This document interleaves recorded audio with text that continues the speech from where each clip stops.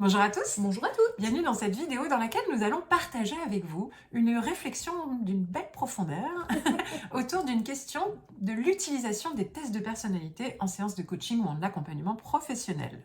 Je suis Anne Dabo et je suis coach professionnel. Je suis co-dirigeante également du centre de formation Zen Pro.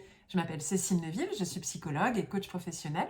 Et que ce soit dans le cadre de mes études de psycho ou après en coaching et dans tout ce qu'on découvre dans le développement personnel, on est très souvent amené à utiliser comme outil d'accompagnement des tests de personnalité souvent, et de plein de formes différentes, certains qui ont été validés scientifiquement, certains qui ne sont pas forcément reconnus par la science, mais qui sont très appréciés par le public. Il y a plein de tests différents, et aujourd'hui, on avait envie de discuter un peu de ça avec vous, parce que nous-mêmes, ça nous amène souvent des grandes discussions. Donc on s'est dit, honnêteté, transparence, valeurs Zen Pro, et si on en parlait avec vous? Alors la première chose, c'est que moi, pour ma part en tout cas, dès que je fais un test de personnalité, je suis en mode excitée. C'est ça, déjà c'est le premier constat. Les gens aiment les tests de personnalité. Nous on aime, et c'est vrai qu'il y en a plein qui aiment. Qui n'a pas fait les fameux tests dans les magazines l'été ou sur la plage ou sur internet ou, voilà. En général, on aime faire des tests pour mieux se connaître. Il y a cette facilité avec les tests. Je réponds à des questions. C'est une machine qui nous donne les réponses. Ouais, c'est sympa. sympa. Confiance du coup. Et puis après, selon les réponses, ouais, c'était un super test ou alors c'était un test bidon. C'est quand même une réaction qu'on a assez facilement si on se retrouve dedans ou si on ne se retrouve pas dedans. Alors si on se retrouve dedans, moi je suis encore une fois très excitée. Oui, c'est ça. Sauf que quand je lis les autres profils, je me retrouve aussi. Et des fois c'est perturbant. On se dit, alors ok, il y a des tests, ça nous valide un truc, mais quand je me vois dans tel profil et après dans tel autre, je me dis ouais, c'est peut-être un peu bidon, etc. Et en même temps, j'aime bien quand même savoir, j'aime bien lire, j'aime bien me retrouver, etc. Du coup, on s'est dit, à chaque fois, on se pose la question, mais est-ce qu'on, du coup, on utilise des tests ou pas? Est-ce que c'est pas... Alors, un autre argument qu'on entend souvent avec les coachs, dans les débats, etc. Les tests, ça enferme dans des cases. On entend souvent ça. Ouais, mais moi, je suis pas que ça. J'ai pas envie qu'on me mette une étiquette. Nous, on prône justement le fait de ne pas mettre d'étiquette sur des gens. Et forcément, les tests de personnalité, ça met un peu des étiquettes. À la limite, il n'y a qu'un seul test où pour le moment j'ai trouvé qu'on n'était pas forcément renfermé dans des étiquettes, c'est le test des forces de caractère. Tout à fait. Où là, finalement, on sait qu'on a de tout, mais que c'est juste par exemple un classement, et une proportion à un moment donné, et qu'en plus ça peut changer en fonction de ce que tu veux. On peut les faire bouger de nous-mêmes, on a la main ça dessus. c'est bon ça. Ouais. Ça c'est vrai que c'est par exemple quelque chose qui nous plaît dans ce test-là. Après, dans tous les autres tests, il y a souvent des profils avec un nom et une description du profil. Que ce soit en coaching en images, je me rappelle, il y avait les 4 saisons par exemple, que ce soit l'énéagramme avec les 8 profils, que ce soit le human design avec les 6 profils. En numérologie, il y en a plein. Ouais. Et puis même en psycho, les tests de personnalité, c'est pas forcément toujours des profils. Des fois, c'est des échelles. Donc déjà, c'est un peu plus subtil et personnalisable. C'est pas forcément une étiquette générale. Voilà. Mais il y en a quand même, même en psycho, des tests validés et tout ça, qui nous disent, voilà, vous êtes tel profil ou tel profil. Donc, moi, j'aurais envie de dire, là, je prends ma casquette psychologue pour le coup. Une personne qu'on accompagne et qu'on lui dit vous êtes ceci, avec l'autorité d'être un coach ou un professionnel de l'accompagnement. La personne, elle va se limiter à ça. Elle va se dire ah oui, je suis ça. Alors d'un côté, ça lui donne une identité. C'est très rassurant, ça donne un cadre, ça fait du bien. On se retrouve et ça met des mots sur des aspects de notre personnalité qu'on ne connaissait pas et c'est très intéressant. D'un autre côté, d'avoir juste une option, c'est presque comme si en lisant les autres, on n'avait pas le droit d'être le reste. Et je trouve que ça peut être limitant dans la personnalité de la personne. Donc oui, utilisons des tests de personnalité, mais toujours comme un outil de réflexion et pas comme finalité d'avoir une réponse définitive d'une personnalité, quoi. Je trouve que c'est hyper important en termes de déontologie de ne pas étiqueter les gens, de ne pas les enfermer dans un profil. Nous, on fait des tests parce qu'on adore ça. Comment on l'utilise? À quoi ça nous sert en fait? Eh bien déjà la facilité de voir, enfin la facilité non pas du tout, mais l'observation de tous les différents profils nous permettent de vraiment identifier certains points forts qu'on a envie par exemple, pourquoi pas, d'améliorer chez soi. On est toujours dans un travail constant de vouloir améliorer la version de soi-même. Et donc du coup c'est peut-être aussi d'utiliser les perceptions des autres pour l'amener dans notre propre perception et développer des choses aussi qu'on n'aurait pas identifiées si on était resté cloisonné par exemple à un profil spécifique. En tout cas, moi, c'est comme ça que je le vois. Exactement. Je me rappelle, j'ai vécu une expérience il n'y a pas très longtemps. J'étais au désert au Maroc, en plus. Non. Le contexte, attention. Et on a fait un test, c'était je ne sais plus le nom, mais c'est autour des éléments. Les femmes de feu, les femmes non, du nord, du sud, de l'ouest et de l'est. Alors, je suis désolée, je ne me rappelle plus l'intitulé. Mais c'était intéressant parce que du coup, on essayait d'identifier par rapport...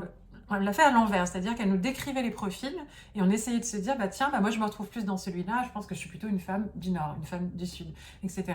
Et en fait, le fait de se poser ce genre de questions, moi je me suis régalée, j'ai aimé m'interroger, ouais, un peu de là aussi, ah non, pas ça c'est sûr, donc je ne dois pas être ce profil. Enfin, c'était une on essaye, voilà. Et puis à la fin, quand elle me demande, alors finalement, tu es quel profil? Je dis, bon, majoritairement, j'aurais tendance à me mettre là, mais en fait, j'ai du mal, encore une fois, j'ai du mal à me dire, je suis ce profil. Même là, j'ai eu des réponses dans le Human Design, par exemple, et oui, je me retrouve carrément dans le profil que j'ai lu, mais en fait, maintenant que j'étudie encore plus en profondeur les autres profils, je me retrouve aussi pas mal dans d'autres profils, donc j'ai toujours cette difficulté. Mais pour autant, à chaque fois, ça me nourrit, ça me fait affirmer qui je suis, ça me fait, oui, je suis ça, mais je suis pas ça, donc qui je suis, c'est ce que j'en retiens qui est le plus important pour moi, et de l'assumer de plus en plus, et oser dire oui, je suis ça de ce profil, mais non, je ne suis pas ça de ce profil. Finalement, c'est juste un outil de réflexion pour se positionner face à soi-même. Qui d'autre que... Enfin, peut-être qu'on se trompe, peut-être que les autres nous voient différemment, on s'en fout. C'est moi, comment je me sens bien avec moi-même et quelle meilleure version de moi-même je suis et quelle meilleure version de moi-même je veux être. Qu'est-ce que je peux travailler pour tendre à ça? Qu'est-ce que je veux pas avoir comme image? Et donc peut-être je peux le développer. Moi, je crois en cette... flexibilité de nos personnalités. Et cette évolution, une évolution permanente. Et alors du coup, j'ai inventé un exercice pour moi, du coup je vais vous partager, et ça m'a tellement fait du bien, justement au retour du désert, j'ai fait cet exercice et ça m'a beaucoup aidé. J'ai écrit au milieu d'une page, je suis. Ok, simple, une page, voilà, je suis. Et après, j'ai repris tous les tests de personnalité que j'ai trouvés. J'ai lu les descriptifs de chaque profil. Mais sans savoir si j'étais ou pas dans ce profil, je m'en foutais. Par contre, je notais tous les mots qui me parlaient, qui faisaient écho avec moi, qui faisaient miroir avec moi. Et donc, par exemple, si vous allez voir dans nos vidéos, on a des profils Enneagram, on a des profils Human Design, vous pourrez découvrir un petit peu tout ça. J'ai pris les notions de chacun de ces profils et je me suis noté que les mots dans lesquels je me retrouvais et que j'appréciais. Donc, c'est-à-dire tout ce qui faisait la meilleure version de moi-même telle que je me perçois aujourd'hui. Et j'ai noté tous ces mots. Du coup, à la fin, je ne suis pas un profil... je suis moi, en fait. Et quand je suis Cécile, c'est ça, je suis la personne que je suis aujourd'hui. Et peut-être dans un an, je serai très différente. Un peu évoluée, mais ça m'a connectée avec qui j'étais. Et j'ai trouvé que finalement, ces tests m'aidaient à identifier ça, en fait. Mais que finalement, c'était à moi de créer ma propre identité, mon propre profil. Et aujourd'hui, quand je relis cette feuille, c'était il y a un an, mais... j'ai l'impression, waouh, c'est tellement moi, ça fait tellement du bien. Dès que j'ai l'impression de m'égarer, je relis ça et ça me recentre sur moi-même. Mais là, au moins, c'est moi, en fait. C'est ma construction et ma vision de moi-même et c'est ce qui me fait le plus de bien. Encore une fois, c'est une expérience personnelle. Il n'y a aucune approche scientifique derrière tout ça. Il n'y a pas de validation par des milliers de personnes. Ça n'est qu'à mon expérience, mais ça me fait du bien. Toi, je ne sais pas si pareil, qu'est-ce qui te fait le plus de bien au milieu de tout ça? Moi, juste l'expérience me fait du bien en fait. Ouais, en revanche, j'ai quand même la croyance, et là c'est une vraie croyance, que peu importe le résultat du test, ce n'est qu'une information parmi tant d'autres. Et je reste focus aussi sur mon identité propre et celle que je veux devenir, les évolutions et tout ce qui... Voilà, donc je me renferme pas, ça n'a jamais été renfermant pour moi. Parce que je pense que ça fait longtemps qu'on en parle aussi. Ça fait longtemps qu'on a cette discussion-là. Et que du coup, ça fait longtemps que je me suis autorisée à être un petit peu de tout et de ne pas être dans un tiroir véritablement, d'être vraiment dans une mixité. Moi, je fais une recette de cuisine en fait. Oui, c'est ça. On prend ses ingrédients et on fait J'aime bien la métaphore. Un gâteau au chocolat qui n'a pas le même goût que celui d'il y a 5 ans.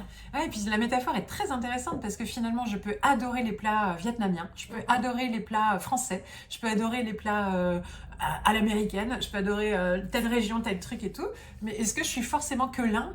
Je peux avoir une préférence à un moment donné et être à fond dans une culture, mais à un moment donné, en vrai, j'ai peut-être tant de pourcents d'asiatique que j'adore, tant de pourcents de cuisine bien française, enfin voilà, et on est évolutif, on est multiple, et je crois que c'est ça qu'il faut retenir de plus important. Mais pour autant, et c'est pour ça que c'est là qu'on voulait mettre vraiment sous forme de réflexion, c'est que ça ne veut pas dire arrêtons les tests. Ça veut dire continuons à déployer les tests, à faire les tests, mais à réfléchir autour des tests comme un support de réflexion de l'identité des personnes qu'on accompagne, pour nous et pour les coachés qu'on accompagne. Je sais pas si que ça vous inspire. Moi, ça me fait du bien. Ouais, carrément. C'était une vidéo sous un format un peu différent, mais ça fait du bien.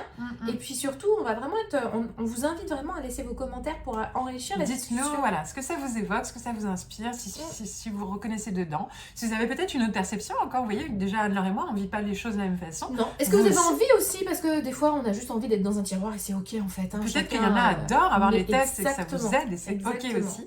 Mais voilà, c'est une réflexion, une discussion, donc allez-y, on est ouverte. À bientôt. À bientôt. Zen Pro, c'est bien plus que ça. C'est aussi un centre de formation sur lequel vous allez pouvoir retrouver une formation pour devenir coach et encore d'autres des tas de formations pour découvrir des outils d'accompagnement. Des formations pour vous spécialiser en tant que coach pour enfants, pour ados ou pour parents. Et puis aussi des outils comme la PNL, l'analyse transactionnelle ou la psychologie positive qui est notre spécialité. Mais déjà, nous sommes heureuses de pouvoir vous offrir un échantillon. Une formation spécialement conçue pour vous. 3 outils d'intelligence émotionnelle à utiliser dans le cadre de vos accompagnements individuels ou de groupe que vous allez avoir offerts et à tester rien que pour vous. Vous allez pouvoir voir si du coup nos formations vous conviennent, si le format est adapté. Vous pouvez aussi venir renforcer votre réseau de professionnels au sein du groupe Facebook du réseau des coachs inspirants et épanouis. On vous dit à très bientôt. À bientôt.